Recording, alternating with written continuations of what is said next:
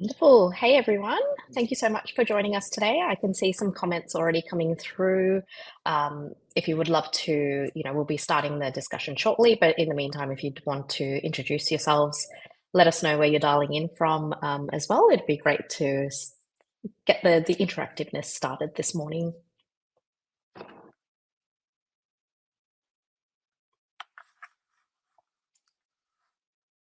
I'll give it about a minute and then we can kick into it as well. We're just waiting for a few more people to filter in and jump in.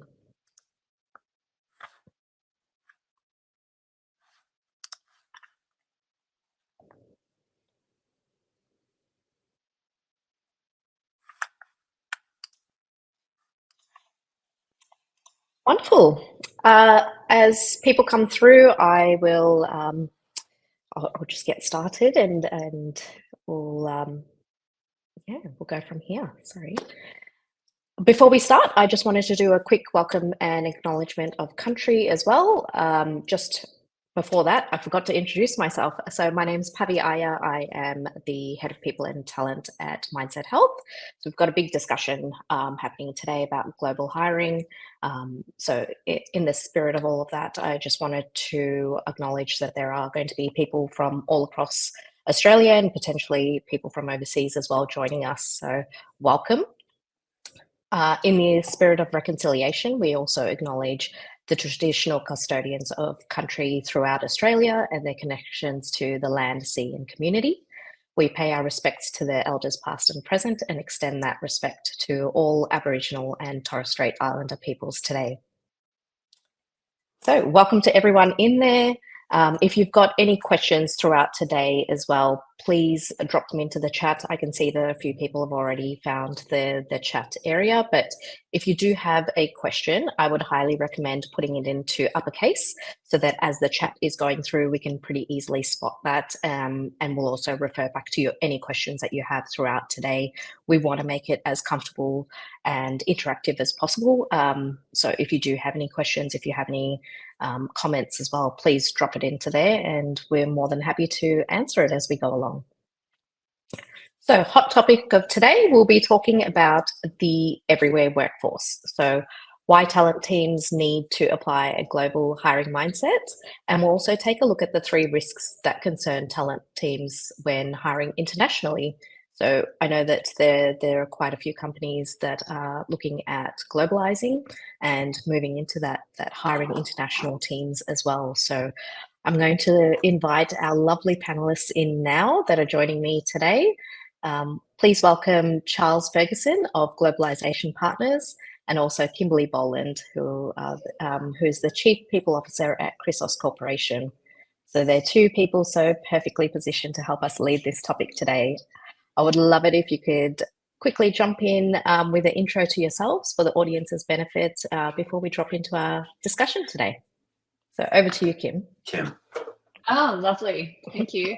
As Pavi mentioned, I'm Kim Boland. I'm the Chief People Officer for Chrysos Corporation. We are a global mining tech business founded and spun up out of the CSIRO in 2016 and currently, taking on the world and launching our technology into mining organizations across the globe. So delighted to be here and thank you so much for having me and hoping I can share some experience and value for you all.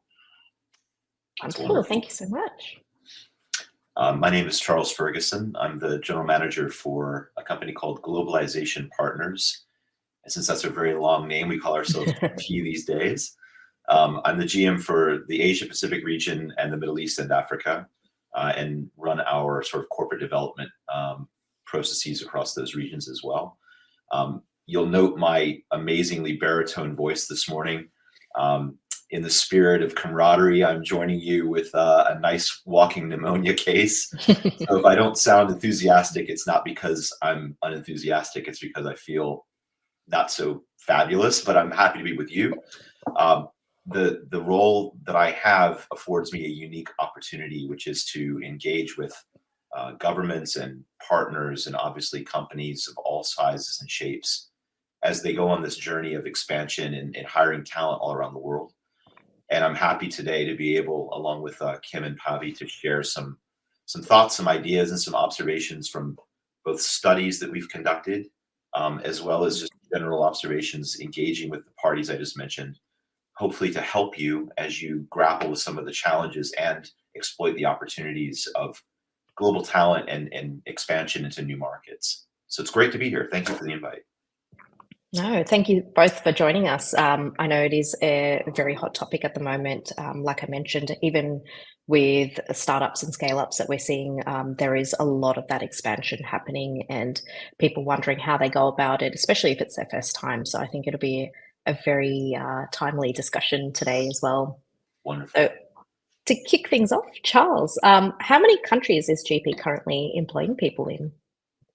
We are at present in about 180 plus countries. I think the last count was 187 around the world.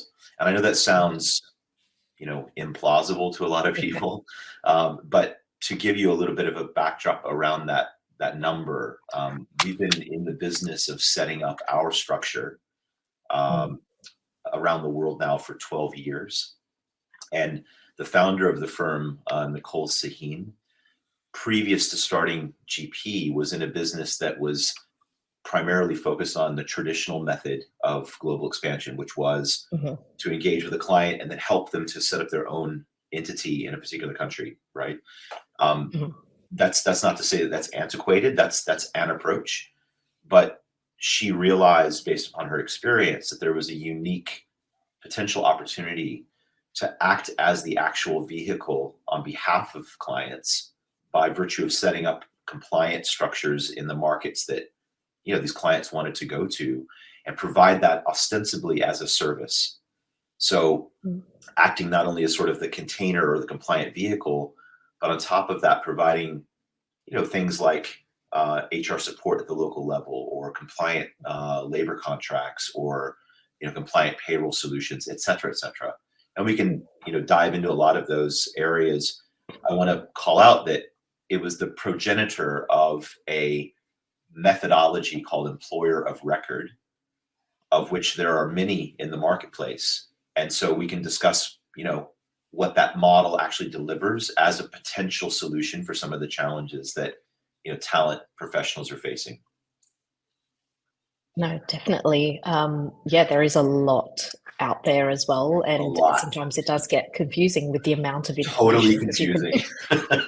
and look, I think between Kim and myself, and certainly your point of view as well, and hopefully some feedback and questions from the crew, as you said at the onset, Pavi, this is meant to be a very informal, very interactive, literally a conversation, right? And there is no one way to solve for these problems. There are multiple tools in the tool set. And I think the gift that talent acquisition and HR professionals have today is this optionality.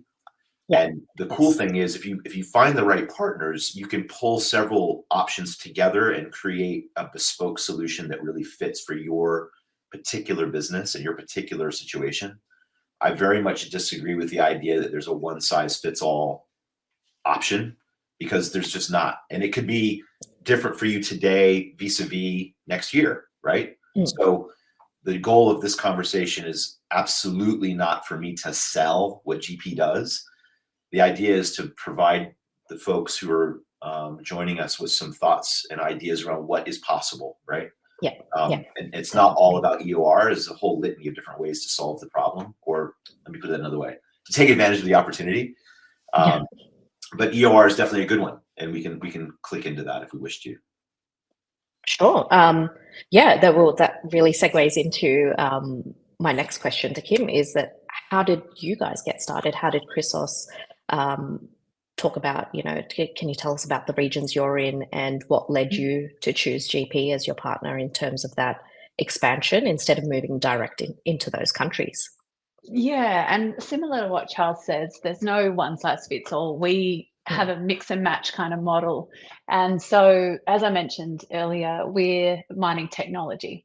And so our biggest partners and customers are the big labs that are doing mineral assays around the world for gold, but also the big gold miners. So you'll find us normally leveraging the hub and spoke areas around the world. So regions in across North America where there's large gold mines, across Africa, so across that central area of Africa.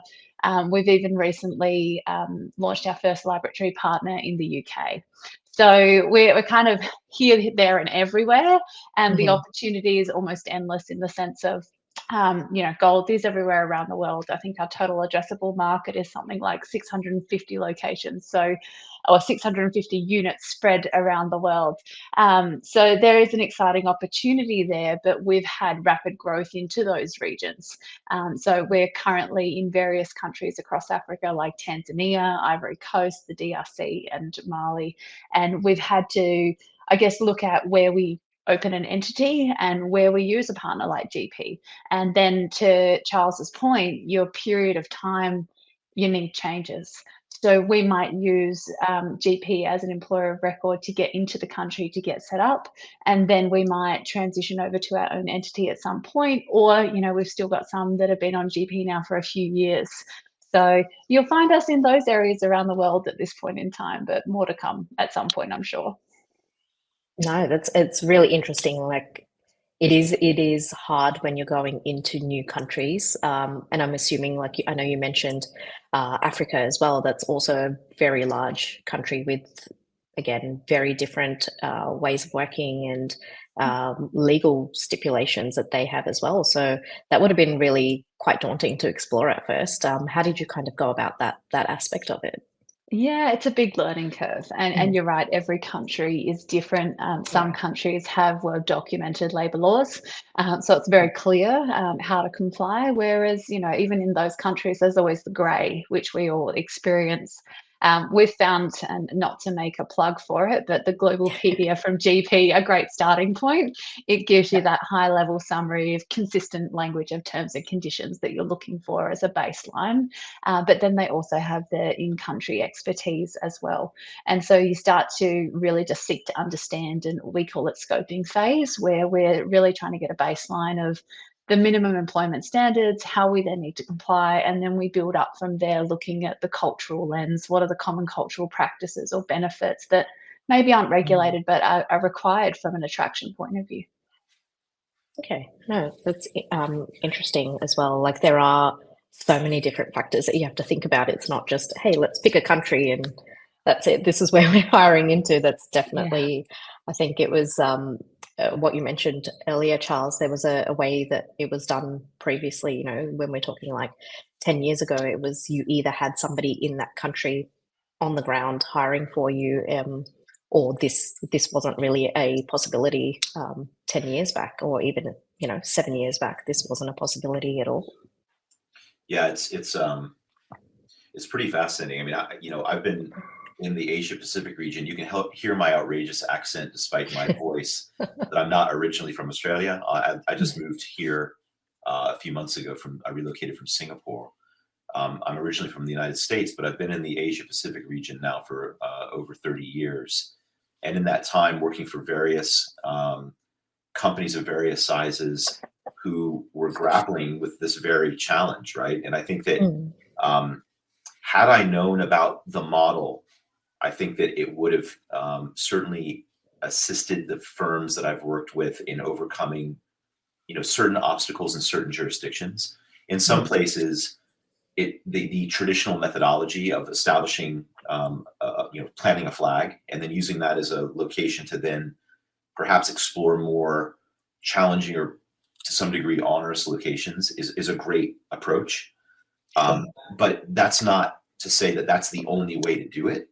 So it does, as Kim pointed out, in some of the markets that are more emerging or evolving, particularly when it comes to labor law.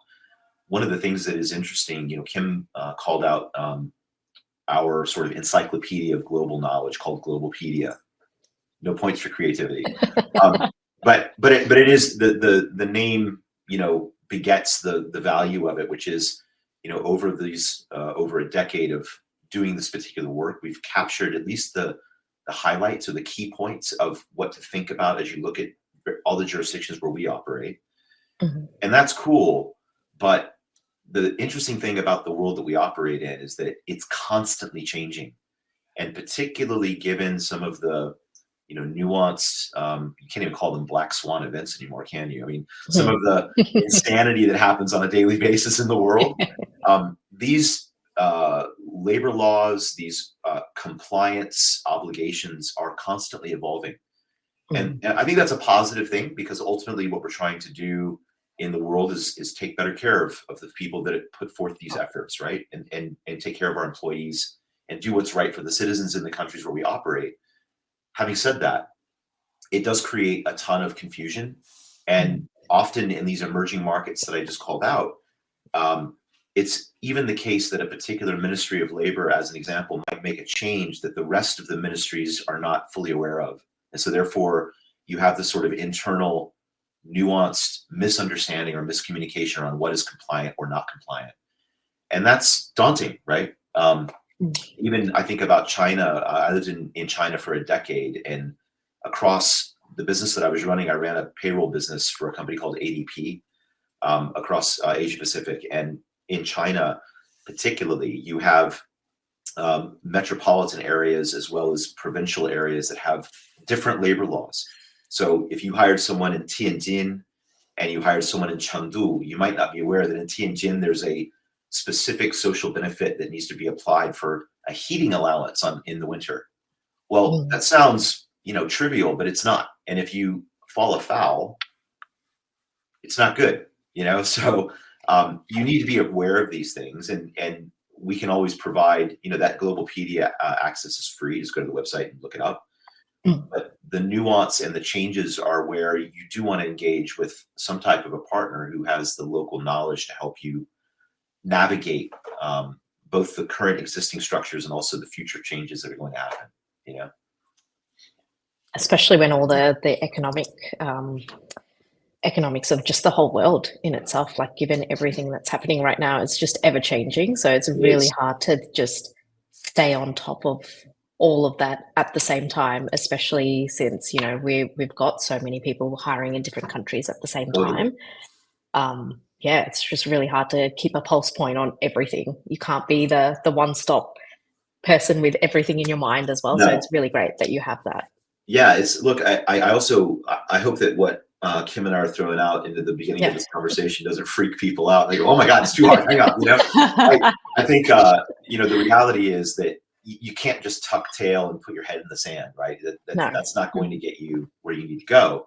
The point that Kim and I are making is that there are alternatives. There are ways and means by which you can pull best-in-class solutions together and create an opportunity for the leadership of the company, not only to sort of, let's say, overcome, in the case of Australia, domestic dearth of talent in particular areas, but also by virtue of pulling these sort of solutions together and really building your own adventure, you can tap into opportunity for the future and future-proof your company. Definitely. Because we all know this. I mean, I know it sounds disingenuous to a massive group of talent professionals. I'm not trying to be sycophantic, but you cannot be successful in the world of business or in any capacity if you're not thinking first with talent.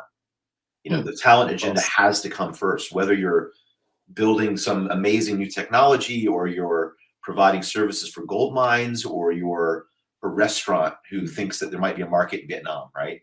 You have to be thinking first, how do we make this human experience high impact for everyone involved? And that's where technology and global mindsets and an open mind are going to allow you to be future-proofed and successful. Definitely, because we all know it's the people that matter. Totally. It's the talent that we hire that makes a difference. 100%. Otherwise, we wouldn't be here at the end of the day. Absolutely right. And that goes hand in hand with the current, soup du jour topic of artificial intelligence, right? Yeah. Which is another topic that we can. God, how long do we have? I like that's a whole. We haven't got long enough for that one today, Charles. We only got like 40 minutes left, but I mean, that topic in and of itself is such a in my view, a glass half full topic, because there's such a unique opportunity, particularly in the talent space, to marry these things together. Workforce, strategic workforce planning today means going beyond just the recruitment and sort of performance assessment of your team into the areas of how do we augment jobs to be done locally, skill sets that there are gaps that we could fill overseas, and how do we underpin all of that with technology like AI to accelerate efficiency and provide co-piloting for really extracting the best of what people can bring to the table. I think it's a huge topic of opportunity and positivity that we should look at.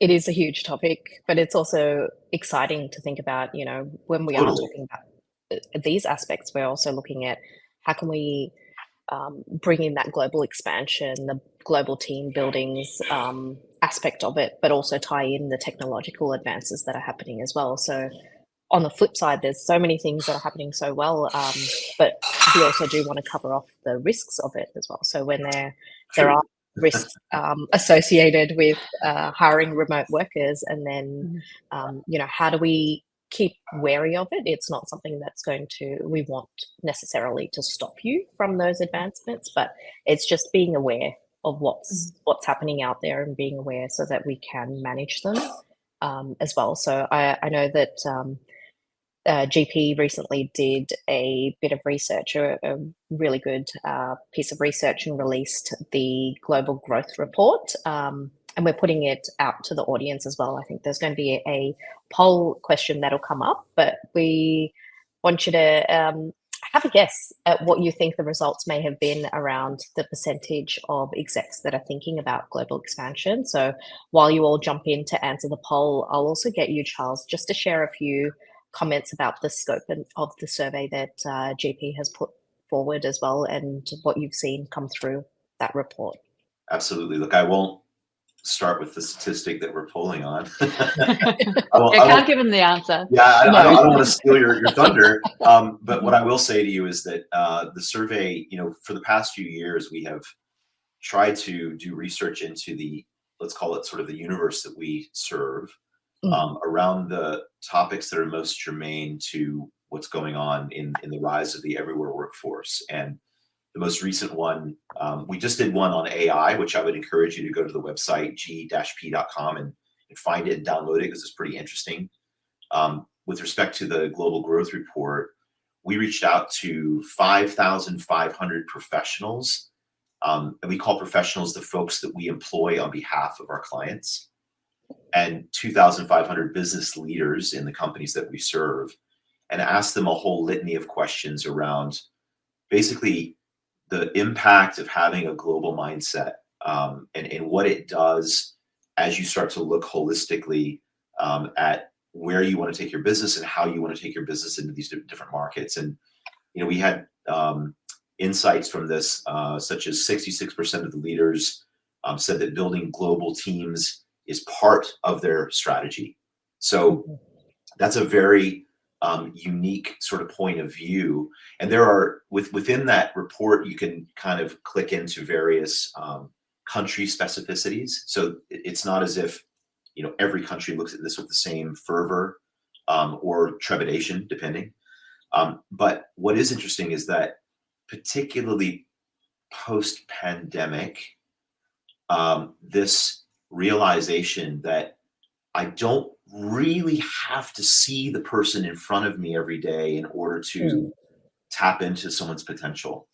And what's really exciting about that, in my view, is that it opens up a whole world of opportunity. You're suddenly no longer constrained by geography. The world becomes your talent pool.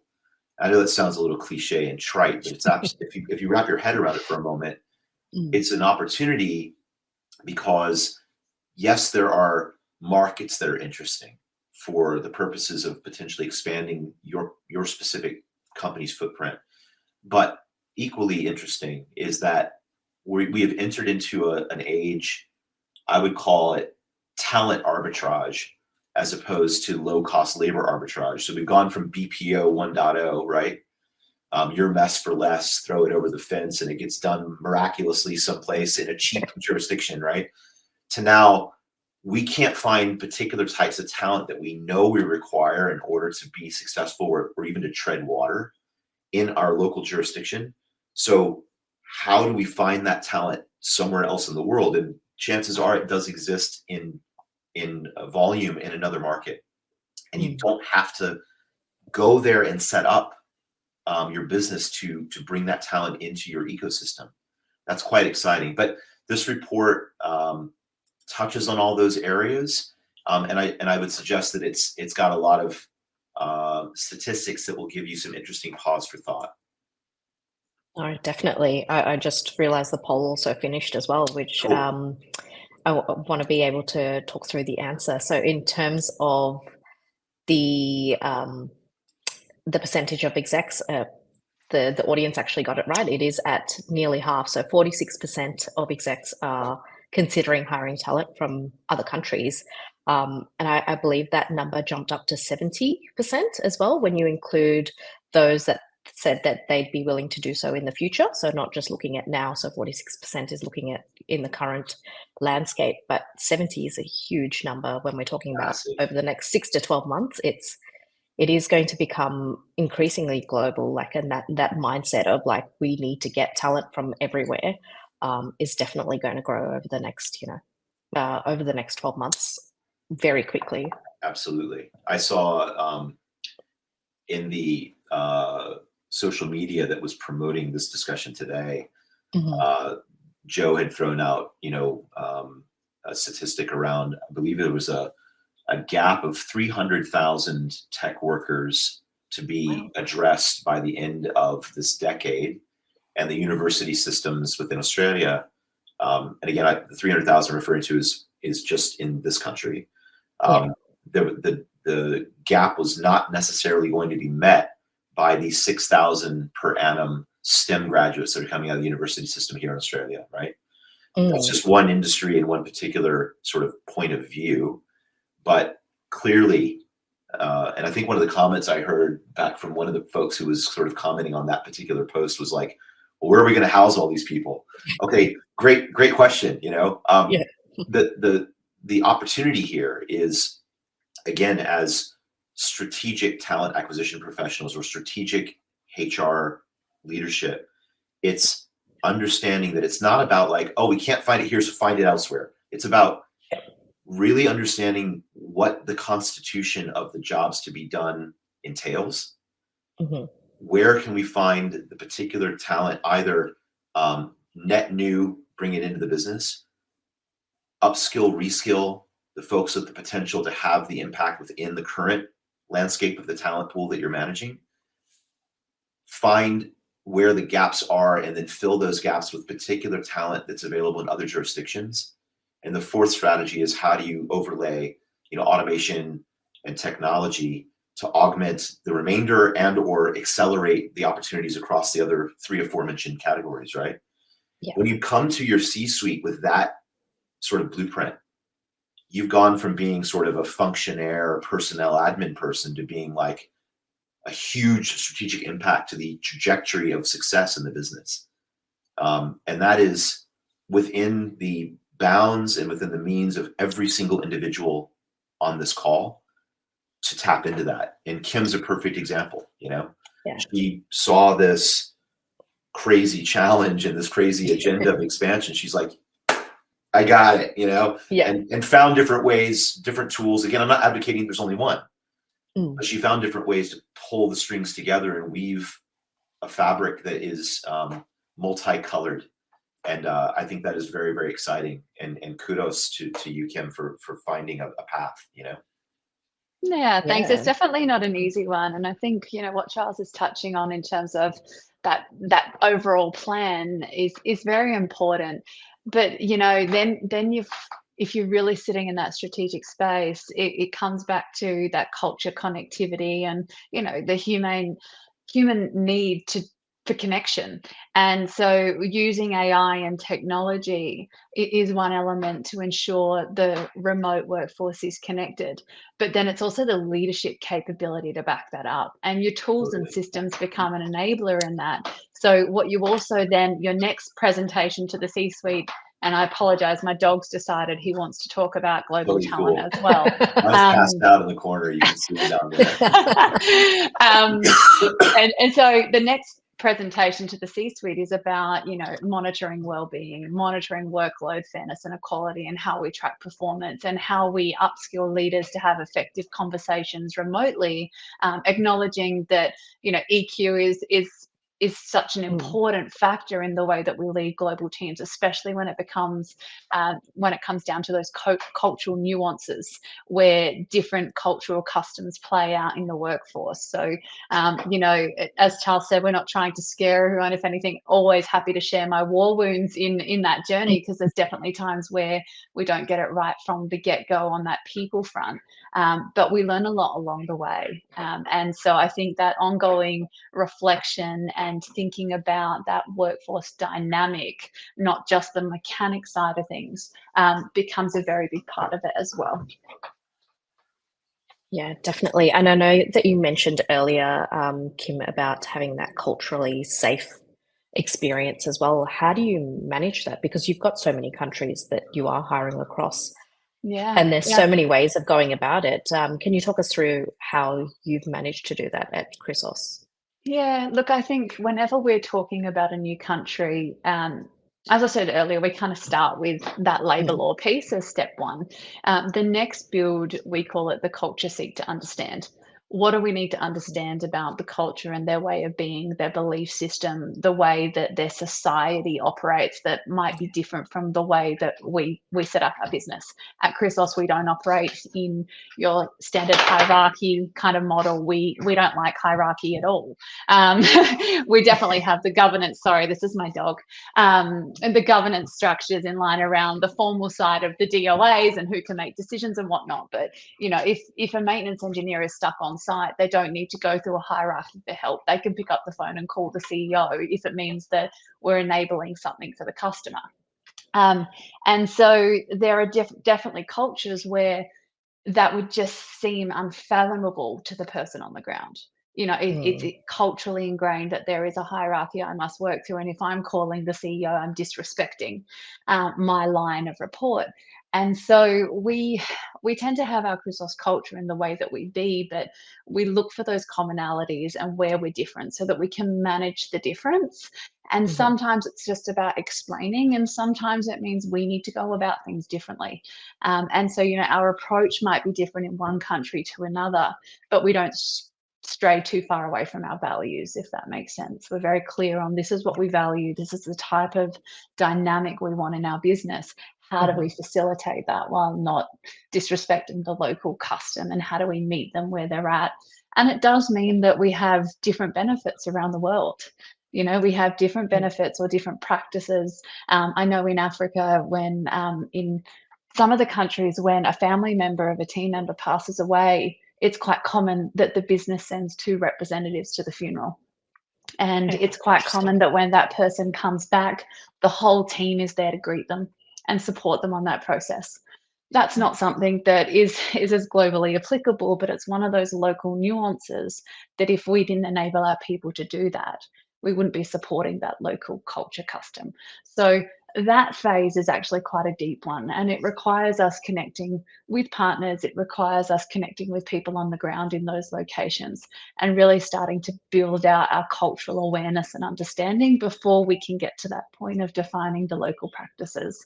And sometimes we learn them 6 or 8 months into the employment relationship. So it is then by having that kind of, you mentioned psychologically safe space, it means that people can talk about it and say, hey, actually, this is kind of a local thing here that is a given for us, and it's our way of being. Can we make that happen?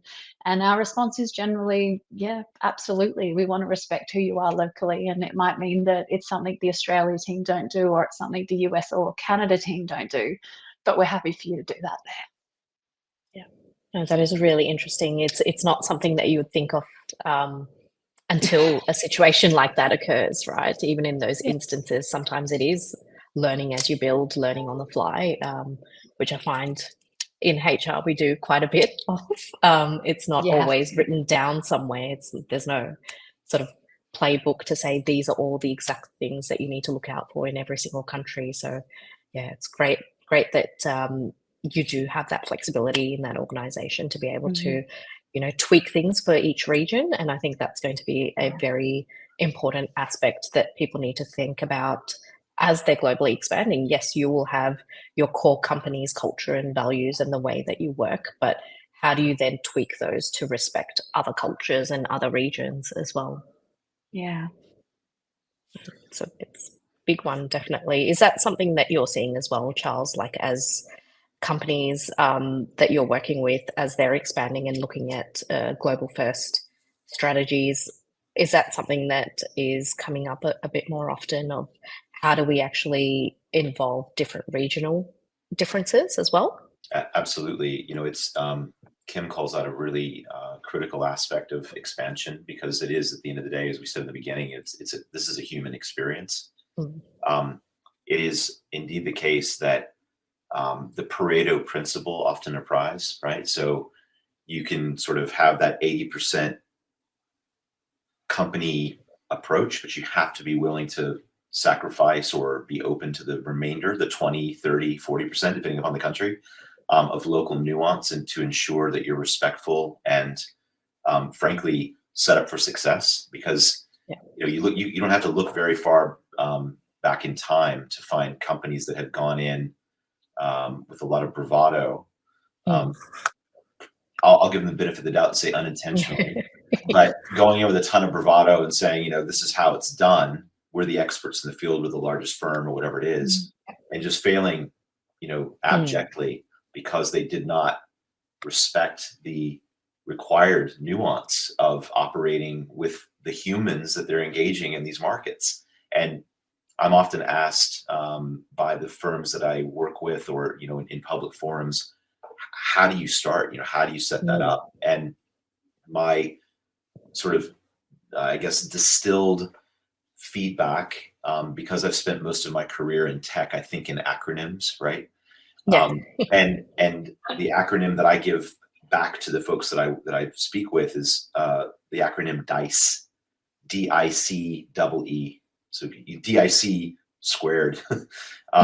And what it means essentially is that these days, particularly given the dispersed world we operate in and the various cultural implications of both company and country, you have to sort of elevate the characteristics that you're looking for to be hallmarks of success in a remote management environment. And the I guess the acronym that I came up with, that DICE model, is D is for determination, and that is the ability to understand by virtue of the way you engage in the interview process, as an example, and the way that you author your job descriptions, the determination of a particular individual to be able to overcome obstacles, right? So the way you question them, the way you establish the groundwork for this person to exhibit determination. Many folks should have examples by virtue of what we've just gone through as a collective human race. But beyond determination, there's the I, and that's insights. And what we see today, we are all bombarded by a litany of different sorts of channels of information, whether it be social media or the news or whatever. And the ability to kind of find signal amongst all that noise is a really valuable skill. And again, what I'm throwing out in this acronym, these are universal characteristics. This is absolutely nothing to do with an individual's cultural affinity, orientation, religion, et cetera, et cetera. Like, you're either determined or you're not. You either can find insights or you can't, right? Part of that ability to delineate insight is the next letter, which is the C, which is curiosity. Show me ways and means by which you have exhibited a desire to constantly be learning, this curiosity around what's new, what's happening, et cetera. So determination, insight, curiosity. The last two letters of the E, the first part is engagement. So can you show me how, with your determination and your insights and your curiosity, you could engage people cross-culturally, hierarchically, remotely, and give me some examples of that. And the last E is, in my view, frankly, the most important, and that's empathy. And if you can show me that you're determined, you're insightful, you're curious, you can engage, and you have empathy, well, guess what? You can be from Botswana, Brazil, or Bogota, right? It doesn't really matter. If you have those character traits, the chances of you being successful are higher in the remote construct than if you don't have those character traits. And moreover, I think there's a great opportunity, and Kim's a perfect example of this, to sit down and reassess and redefine your company's values based upon this agenda of going overseas, based upon all the things we've just gone through as a collective, group of humans. When your values are current, you've got that dice model as a progenitor of, I guess, design for finding talent. You have a unique opportunity to kind of set the table for a global expansion agenda, regardless of which markets you might find, the folks. Back to my original point, and then I'll shut up. The Pareto principle is really important. So you can't say, okay, we redefine our values, we've got the dice model, we've redone our job descriptions, we're good. You still have to be respectful and mindful that there are going to be some things that you're not going to be comfortable with that are a standard operating procedure in a country that you're going to be going into. You got to be open or you're going to fail. You can't force your model on everybody. But that's what you asked. So that's what I hear from my clients and the professionals that we serve around the world. No, definitely. I think that is one of the aspects that when we are talking about, and to segue into our next poll question, which is around identifying skilled talent. I feel like as an industry, there is so much focus on just having skills to do it, but we forget about all the soft skills. We forget a lot of the time to focus on the drivers behind those. Like, even if you don't have the technical skills, if you've got all of those aspects of the dice model that you mentioned as well, it is universal. It is those things that will drive someone to learn to build up those skill sets. But if they're not given those chances, it does make it that much more difficult when you are looking for those candidates globally. So I know that Lucy's popped up for all those playing from home. She's put up the second poll question, which was looking at what percentage of Australian executives said that identifying skilled talent in their current market was a problem. So this is something that I know Globalization Partners had also asked a question around to figure out if we are focusing just on that skilled talent, and if they're not finding it here, what are the reasons that we're going out external to find it for as well. So it is something I know that even at our workplace, but that we're looking at is it's not always down to just pure skills. They do need to tie in those values and feel driven and purpose driven to be able to be successful in companies. Absolutely. Yeah, that's a critical aspect, and I would suggest to you that it's again, I keep harking back to the pandemic, but I think that it was such a democratizing experience for so many people.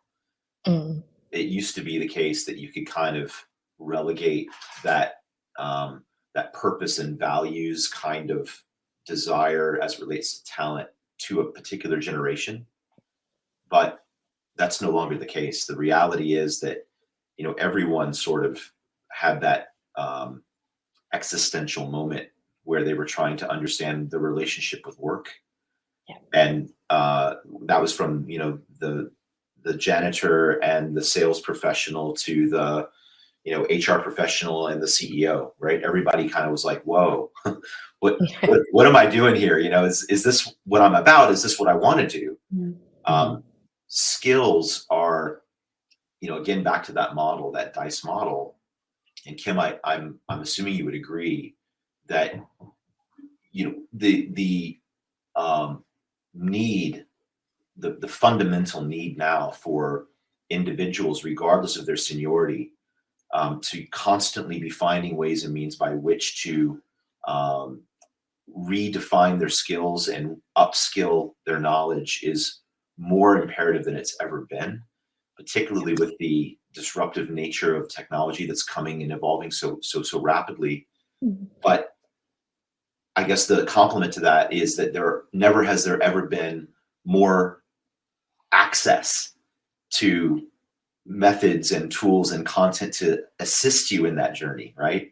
And we in the HR space have this unique opportunity to be the maestros of both of those things. Supply and demand, and putting it together is a really awesome opportunity. And Kim, I'm sure you guys are grappling with those types of things in your business. Yeah, absolutely. And I guess just to build on one of the things you said there about people having that existential crisis moment and thinking more about work, it is, I'm hearing more and more the topic of purpose. And I'm sure no one on the call is surprised by that. But when you look at the fear element of AI in that it drives, am I going to be replaced? And how do you manage that transition in your business? There's a fantastic opportunity in front of people to look at where AI will enhance their area. And I'm going to say enhance because it needs to be something that we enable and that we use as an enabler in how we work better, but also to build skills that are more aligned with their purpose and what they find meaningful and rewarding, and tapping into that more intrinsic side of the motivation of the team member and allowing them to sit in that space. Because previously, we think back to pre-COVID, it was grow, grow, grow, and it's a hierarchy, and we were all having conversations about, it's not just a career ladder, it's a net, and sometimes you'll go sideways, sometimes you'll go diagonally into another space, sometimes it'll be up, but it's so much more dynamic than all of that now when you look at that purpose and value and work-life integration side of it all. Yeah, definitely. Totally agree. And it is exciting to be on the P&C side of that, because you do get to create those opportunities and you get to see people flourish. So I'm quite enjoying that piece of it. That's awesome. That's wonderful. We've just shared our results for the poll. So it is, I think everyone got it correct again, 2 for 2. So 75%, which is a huge number of executives that are, saying that they're struggling with finding skilled talent in this current market. So they are going to global markets. And I think 82% was the other stats that of those were already actively engaged in global recruitment. And I know that, just coming back to what you said earlier, Kim, there are different technologies. There's so many things happening within those like global markets that we do need to be just conscious of. And it can seem like an easy solution for us to just go, yep, great, we're not finding talent here, let's just go into external markets. But I also wanted to bring up, because it is something that's been brought up in a few different industry circles, where the risks of that as well, the risks of finding talent overseas, which is being talked about, and there's 3 potential ones that we wanted to quickly cover today.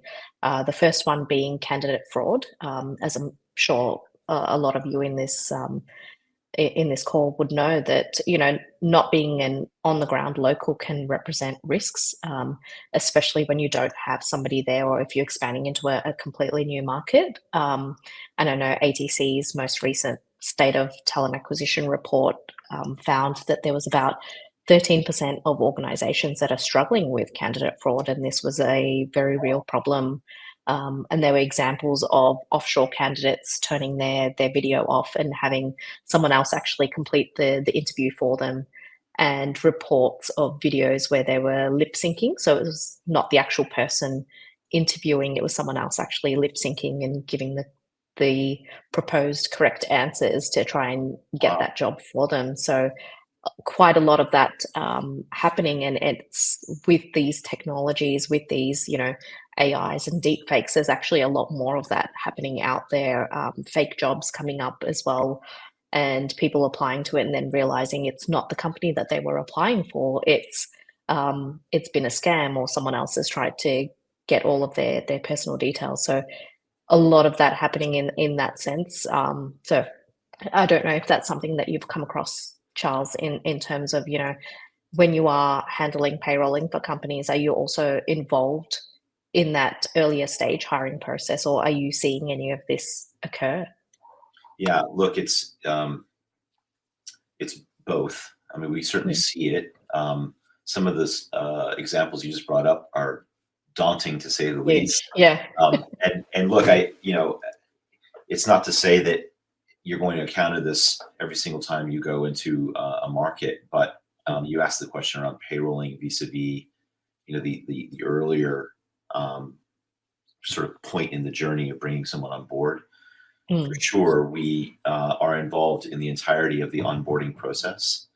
And because we have our labor lawyers as well as our HR specialists on the ground in these particular jurisdictions, it is generally the case that, in fact, it's often the case that we will physically meet with candidates on behalf of the client, because the candidates themselves, you have to imagine, not everybody is cool with the idea of working for a firm on behalf of another firm, right?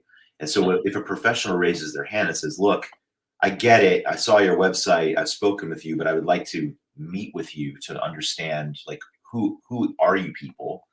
Because at the end of the day, I guess in the most simplistic distillation, we are an extension of HR for the company that we serve. Like, we're just HR on the ground. And so we want to make sure that those professionals are comfortable. Flip that narrative around. We also want to make sure that they're not deep fake AI bots, right? We want to be able to meet with them. That's not to say that we meet with every single candidate that we onboard. It's at the behest of the client or at the behest of the professional. But to your question related to payroll, we certainly provide the onboarding process for the professional from the beginning when they sign their labor contract all the way through to they're getting their first payrolls, et cetera, and answering questions for them ad nauseum. I would suggest that an additional step that companies have to understand and absolutely comply with is not the tick in the box background screening, right? It's to be very thorough and proactive in a well thought through background screening of these individuals and get involved in that. If you're going to go through the process of actually making an offer, don't just outsource it to some rando who's going to call and say, yeah, I spoke to Pavi and Pavi said Kim's awesome. Like, that's not going to work. You need to be very thorough. And it used to be the case that those types of services were really expensive and could be very sort of complicated. These days, there are partners that we work with out there, as an example, who are remarkably well versed and have depth of expertise and leverage technology very formidably to ensure a very thorough process of background screening and checking, which I would highly advocate you'd want to do if you're going to hire someone in Sydney or in Santiago, right? These days, it's just really important to know who's who, and you can't always tell. It's not always the case. So we do see it. We do have methodologies by which to address it, either on our own or with our partners. But I'm sure Kim would have her point of view as well around how to sort of grapple with that. Yeah, I think you've explained it quite well. Just as you were explaining that, I was reflecting on our process, and we always have someone meet them face to face. One of the benefits about having a globally dispersed workforce, a number of our team travel quite a bit to support our customers. And so if someone's flying through, or if there is someone in one part of the business that doesn't have a presence in the region that we're hiring in, but we know we have another team member, we'll set up an interview with that team member. And so they'll get to meet someone face to face, and we know that they're a real person. And then it's the validation of references, like you said. It's validating that that person's actually done what they've said they've done, and making sure that they've been employed where they said they were employed. Then, as we get into the more bigger picture thing, it's about like the fraud and pieces like that. Even from a modern slavery point of view, making sure that they're of the right age to work in that country. And making sure that, because there are some minors that will try to get employment to support their families because of their family circumstance. And how do you then validate that by getting the right ID documents? I know part of the GP onboarding process is the passports and making sure that there is a form of ID that shows age. And that marries up to all the other documentation provided. So you do need to be a bit of an investigator on that front, and just making sure that what you're seeing is what you're getting. 100%. Yeah, definitely. I'm also conscious we've got another 5 minutes left as well, but I really wanted to also cover with you, Kim, in terms of the audience, what advice would you recommend if they have the opportunity to go down the pathway of either creating their own entity in a country or using a partner? What advice would you give to our audience to support their C-suites in making the right decision, and what works? Yeah, I think, it depends on the driver really ultimately, and it depends on how many people you're going to be hiring. So you definitely need that headcount plan of, is it one person? Is it a strategic hire to close out a talent gap? Is it a result of global expansion and we need to partner with a certain customer in a region? What skills and capabilities are needed? How will we hire? So is it enough people that it makes sense to run an entity? Is it easy enough to set up that entity, quick enough to support the customer need? Is it that we need an interim strategy with a partner like GP? And if it's an interim, for how long? Is it ongoing? So start really planning out what that future state might be. And then really talking about, from a values and culture point of view, if we are doing this, what does it mean for our culture? How do we want to live and breathe the culture? How do we want to then, tailor to those local nuances? And then what are we going to do from a communication and connectivity point of view? Because I think it's very easy to think about the mechanic of it all, but that dynamic and how that plays out actually becomes very hard, especially when you need to then really build the leadership capacity behind it, to really make sure that the leaders are set up to manage that type of situation and dynamic. No, that's actually really great advice, because I think that's something that gets forgotten. When you're doing expansion, you do tick off all the compliance, the labor laws, and how do we hire, and where do we go to get somebody. But I think that's one of the biggest things that a lot of people tend to forget is you're putting people on the ground there, you're putting managers into those spaces, but do you provide them enough support? Do you provide them the insights and the backing to be able to actually be successfully managing those teams overseas as well? Yeah, and what kind of education are you giving people on the differences in culture? How are you communicating your culture to them, and how are you learning more about their way of it? Not just at that senior level, not just in the P&C world, but across the board. Because if the teams are going to start to interact, it's that cross-culture education piece is a big one. Yeah. That's awesome. We see that here as well, without even being overseas. I feel like because we're so multicultural, even within Australia, we're already seeing that happen here. So I can just imagine how much bigger that would be as we expand, and just working within different cultures and how everybody thinks and their beliefs as well, and holding true to their beliefs, but also not at the cost of losing your own while you're trying to adapt. Yeah, absolutely. That last point you made, Kim, I think is super high impact and super valuable, which is to say, again, having that open-minded global mindset of, not only do we want to sort of teach and instruct and inform our new colleagues that we've just hired overseas, and sort of bring them into the fold of our values and our culture, but also how can we institutionalize the knowledge of what these folks are bringing to the table, and share it amongst not just maybe the mothership, but also to other parts of the world, so we can create a truly unique global culture within the company. It plays beautifully to, back to that report that we've been referencing from GP around that global mindset, which is to say that, 79% of the professionals that we spoke with said they want to work for a global company. And that's, if you want to go out and sort of be defining in terms of how you attract talent, you've got to be able to show the ways and means by which you include them into creating the new culture of the business. And that's truly global. It's not just, oh, it's super sexy and exciting to go overseas as, that's cool. But the cultural aspects are really what future-proofs the business. Absolutely. I think that's so insightful and so valuable. Thank you for raising that. You're welcome. Cool. No, it's been such an insightful journey today as well.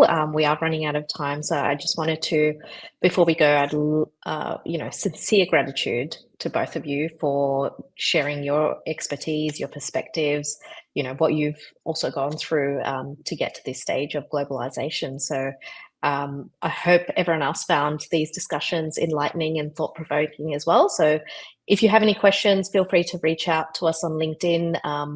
I'm sure Charles and Kim are both more than happy to answer any questions as well. Absolutely. Wonderful. Thank you so much for everyone for your questions, your participation as well. Yeah, thanks, Pavi. Thanks, Charles. Thanks, everyone. So much. Thank you. Be well, everyone. Stay safe.